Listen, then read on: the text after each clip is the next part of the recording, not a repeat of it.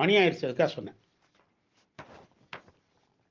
அன்பர்களே, இன்று திங்கட்கிழமை சோமவாரம்.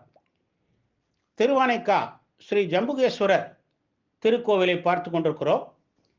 கச்சியப்ப முனிவர் எழுதிய திருவானைக்கா புராணம் 21 படலங்களை கொண்டது. இத்தலத்தின் பெருமைகளை அழகுற விளக்குகிறது. ஒருமுறை அன்னை பார்வதி தேவிக்கு தான் அருகில் இருக்கும் போதும் சிவனார் யோகத்தில் திளைப்பதற்கு என்ன காரணம் என சந்தேகம் ஏற்பட்டது.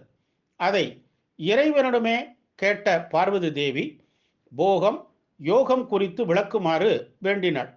உடனே இறைவன், தேவி, நீ பூவுலகில் காவிரி கரையில் உள்ள ஜம்புவனம் சென்று தவம் இயற்று காலம் வரும்போது எல்லாவற்றையும் அறிவாய் என அருளினார். அதன்படி பூலோகத்தில் ஜம்புவனமாகிய திருவானைக்காவலை அடைந்து பார்வதி தேவி காவிரி நீரை திரட்டி லிங்கமாக ஸ்தாபித்து வழிபட்டு வந்தார். ஜம்புநாத முனிவர் தமக்கு கிடைத்த அரிய நாவல் பழம் ஒன்றை சிவபெருமானிடம் சமர்ப்பித்தார். பழத்தை உண்ட சிவனார் அதன் விதையை உமிழ்ந்தார். அதை கையில் ஏந்திய ஜம்பு முனிவர் அதை பிரசாதமாக உண்டார். முனிவர் வயிற்றுக்குள் சென்று நாவல் விதை சிவன் அருளால் முளைவிட்டு சடுதியில் வளர்ந்து மரமாகி முனிவரின் தலையை பிளந்து வெளிப்பட்டது. வினோத உருவம் கொண்ட ஜம்பு முனிவர் யாது செய்வது என இறைவனிடமே வேண்டினார். அவரிடம், காவிரி கரையில் தவம் புரியும் அன்னைக்கு நிழலாகி நில், உரிய காலத்தில் அங்கு வந்து அருள் புரிவேன் என்றார் சிவபெருமான். அதன்படி ஜம்பு முனிவர் நாவல் மரமாக அம்பிகைக்கு நிழலாக நின்றார். சில நாட்கள் சென்றன. அவர்கள் முன் தோன்றிய சிவபெருமான் குரு வடிவாக அன்னைக்கு போக யோக நிலைகளை விளக்கினார். அப்போது அருகில் நின்ற ஜம்பு முனிவரும் நந்தி தேவரும் இந்த உபதேசத்தை கேட்டு மகிழ்ந்தனர். அதன் பின் அங்கேயே அப்பு லிங்கமாக சிவபெருமான் உறைந்தார். அவரிடம் ஞானோபதேசம் பெற்ற அம்பிகை ஸ்ரீ அகிலாண்டேஸ்வரியாக கோவில் கொண்டாள்.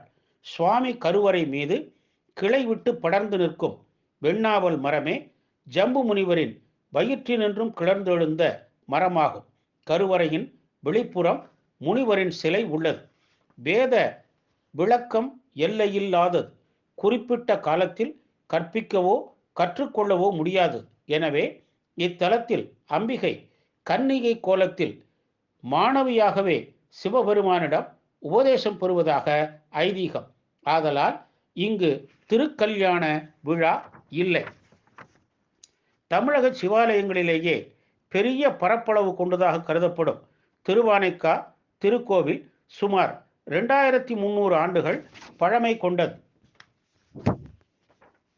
கோச்செங்கட் சோழன் கட்டிய யானைகள் நுழைய முடியாதபடி அமைந்த தலம் இது.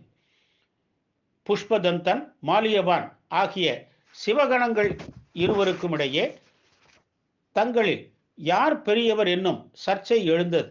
ஒருவரை ஒருவர் சபித்து கொண்டு யானையாகவும் சிலந்தியாகவும் பூலோகத்தில் பிறந்தனர். ஸ்வேதகிரிக்கு வந்து பிறந்த யானை நாவல் வனத்தில் சிவலிங்கம் ஒன்றை கண்டு தினமும் பூஜித்து வந்தது. அதே லிங்கத்தை சிலந்தியும் பூஜித்தது. நாவல் மரத்தின் இலைகள் லிங்கத்தின் மீது விழாத வண்ணம் வலை பின்னி விதானம் அமைத்தது சிலந்தி.